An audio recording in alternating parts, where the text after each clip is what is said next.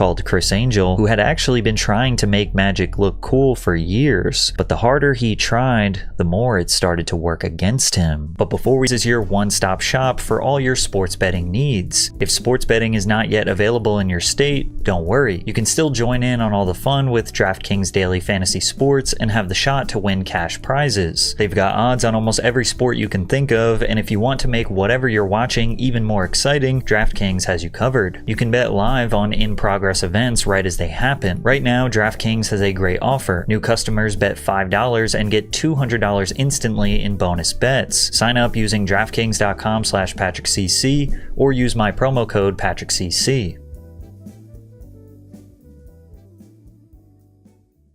Criss Angel had been doing magic longer than David Blaine, but was less popular. A lot like Blaine, Criss spent most of his early magic career performing for small audiences, but he genuinely felt like a career magician by the age of 14, performing at small birthday parties and entertaining guests at a Long Island restaurant. But his initial motivation to do magic tricks for others wasn't exactly as humble as David's. I felt this incredible sense of power that an adult didn't understand how it worked, but I did. In 1987, he launched a public access magic show called Hot Kicks. 20-year-old Criss looked and dressed like a Guns N' Roses tour groupie. In 1994, Angel made his primetime television debut in the ABC one-hour special, Secrets. Through the mid to late 90s, Criss appeared on various television specials and talk shows, using these spots to showcase his edgy, rock-influenced take on magic. He leaned heavily into the dark magician image. Gothic leather clothing and heavy metal soundtracks complemented the grungy aesthetic of the 90s. I thought magicians were very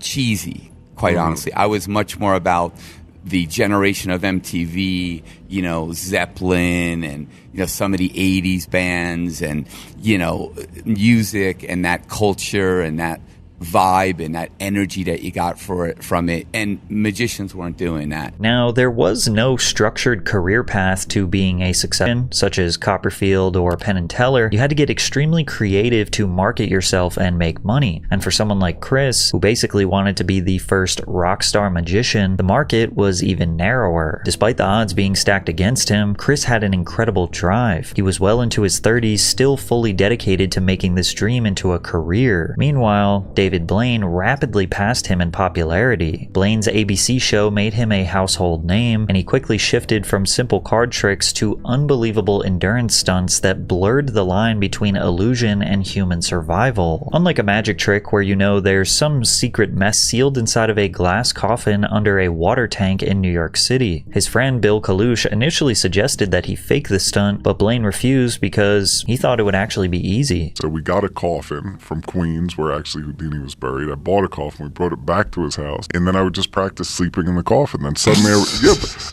then suddenly I realized you don't eat food, and then if you have a little thing to go to the bathroom, I did 4 days like nothing, so I'm like, okay, I can do a week. Blaine did not eat for 2 weeks before the stunt, but continued drinking water prior to and during the stunt. He was sealed in a see-through coffin beneath 6 tons of water. Oxygen was transferred in and out of the holes above his head. A catheter was inserted into Blaine's bladder to safely drain any urine, and spectators could come and go whenever they wanted. He said people would shine flashlights on him at 2 a.m. to make sure he was really in there. This was no trick. This was the real deal, but he took it even further. The following year, he executed his Frozen in Time stunt. David Blaine was fully encased in ice in the middle of Times Square while lightly dressed in a long-sleeve shirt, pants, and a beanie. He had a tube that supplied air, water, and another that removed urine. The ice was transparent and elevated so people could see that he was inside the entire time. He couldn't sleep or move because touching the ice for too long would cause frostbite. He just had to stand there, freezing, alone with his thoughts. Around hour 55, his eyes went out and he began hallucinating. He was talking to imaginary people, felt like spiders were crawling all over him, and said that minutes took hours to pass by. On the brink of death, medics were forced to remove him from the ice after 63 hours. This time, the critics were silenced. There was no way to fake this. Whether you saw it on TV or in real life, you knew this guy was on a different level.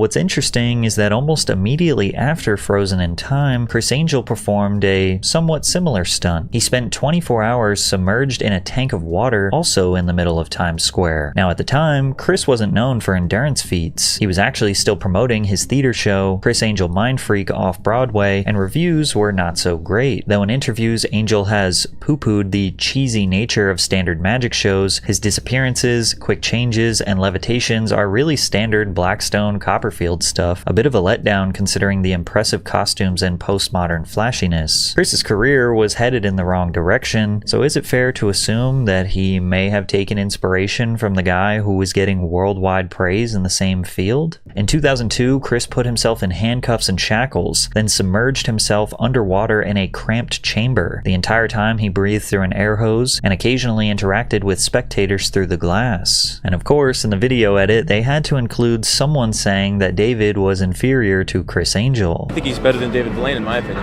However, even though Criss's challenge was physically demanding, it lacked the life or death edge that Blaine's challenges carried. In his post-stunt interview, he seems entirely fine and full of excitement and energy. Then, in a moment, he is seemingly lifeless, being hauled into an ambulance. Thank you so much, everybody. Thank you, everybody, very much. New York is the greatest place in the world! New York City rocks!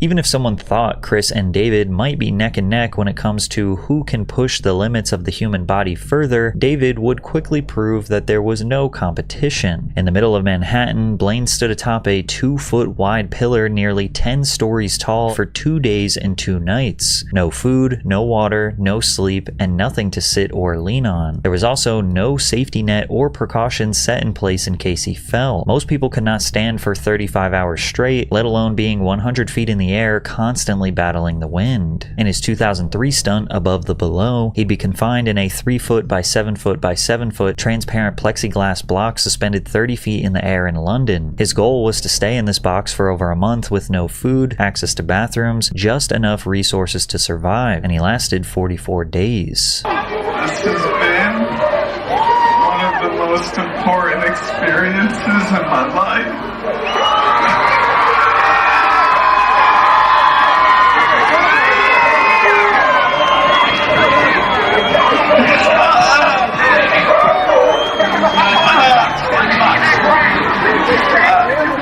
I've been born in that little box that I have for years. With each new stunt, David Blaine proved he was not tricking people, but testing the body and spirit in front of millions. He wasn't just a magician, he was an artist, receiving worldwide recognition and praise. Interviews on mainstream talk shows, fans across the globe, and superstar girlfriends like Kill Bill actress Daryl Hannah. Blaine made magic interesting and respected on a mainstream level, proving to networks that audiences were entertained by it. So when A&E took a chance on Criss Angel's reality TV show called Mind Freak, it was clear that they wanted their own magic star to capitalize on this cultural wave. However, Criss could not compete with David's level of dedication. Blaine treated his stunts like scientific experiments, spending months or years training with world-class doctors, freediving experts, and neurosurgeons to understand the limits of the human body. Every second of his preparation was real, and the risks could have cost him his life. Criss, on the other hand, was producing dozens of Mind Freak episodes per year, and the further you look into the formula behind it, the more you realize it is the furthest thing from magic. Criss Angel blew the minds of anyone under the age of 12 with the release of his show, Mind Freak. He accomplished incredible stunts like walking on water in a hotel pool filled with people. There's absolutely no way that there could be some sort of plexiglass bridge to help him with this stunt, or when he levitated from one building to another, and he did it in front of people. Or my personal favorite, when he told this little girl that he would transform into a 10-year-old boy by sliding down this slide at a playground. Maybe I could be 10 years old again.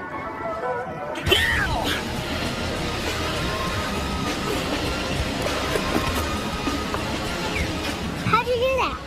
Literally, when I passed through storefront windows. Now watch. Hit it. As I passed through a taxi cab. Go! He would tell you to look, but then cover up what you are supposed to look at in the name of magic. Him walking through a metal fence was one of the most egregious examples.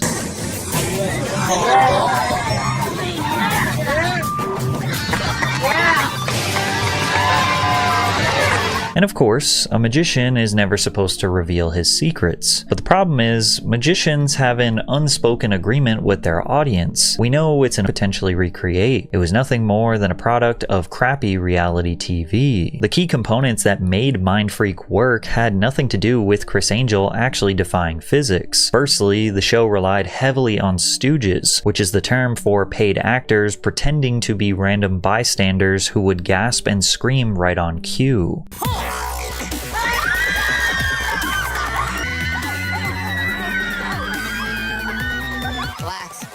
Camera effects did the rest. Strategic cuts, tricky angles, and edits that concealed wires, trapdoors, or entire set pieces. And sometimes these can be really interesting, like when he laid on this bed of nails and had an 8,000-pound truck rest on top of him. You know it's not real, but it does genuinely have you wondering how they did that. But they often got lazy. One of his favorite tricks was just putting a tarp over something and then making it disappear. It's such a wildly unimpressive stunt that is so easy to edit. It just leaves you to believe that this show was made for children. Like in this clip where he puts a bike underneath a tarp and you can see the bottom of the wheel, then in the next frame the shape looks entirely different and he magically makes the bike disappear. Ow!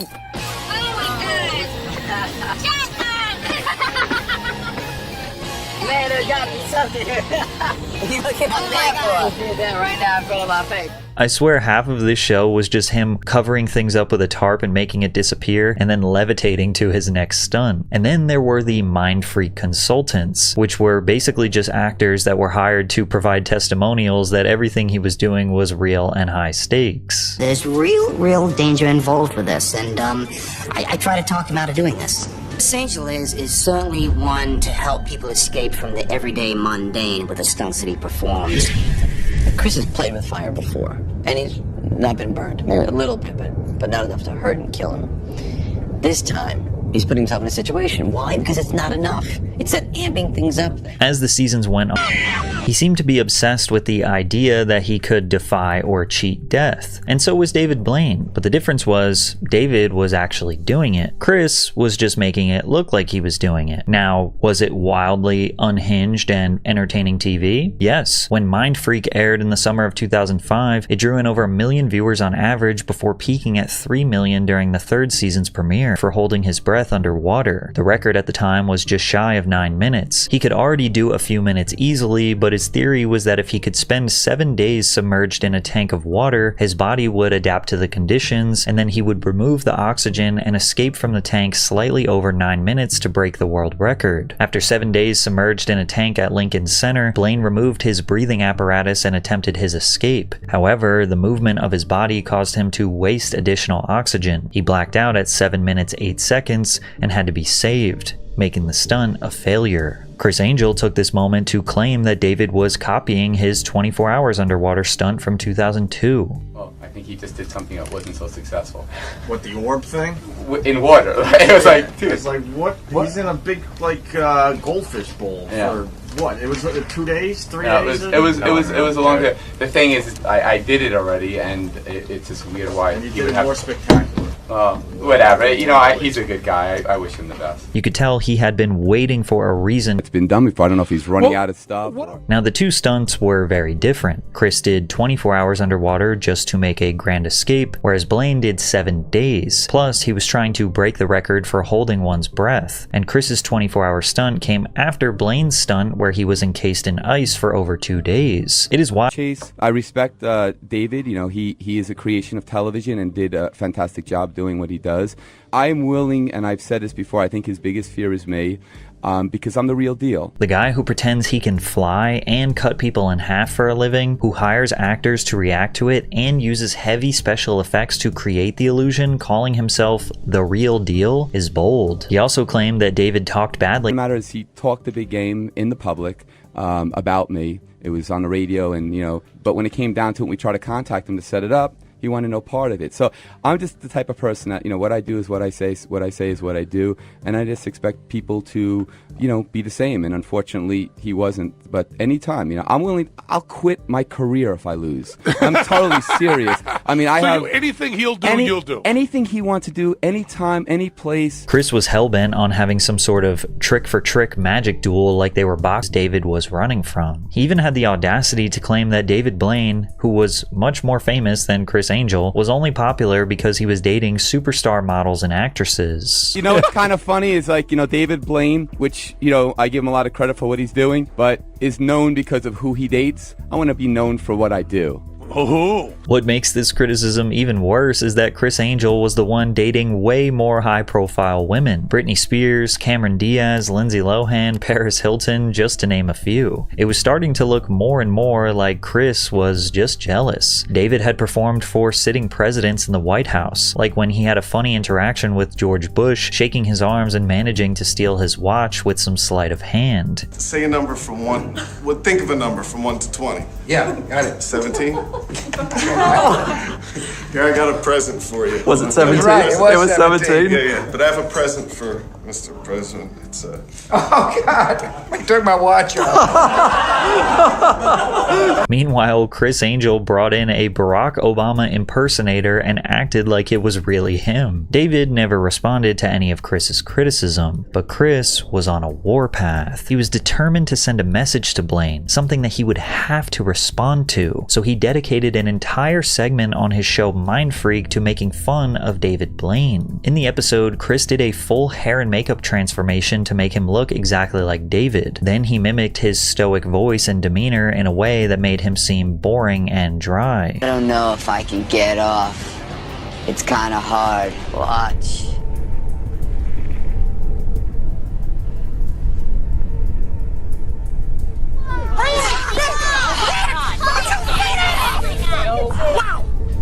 Criss seemed really bent out of shape that people still talked about David Blaine's levitation illusion from over 10 years ago at that point.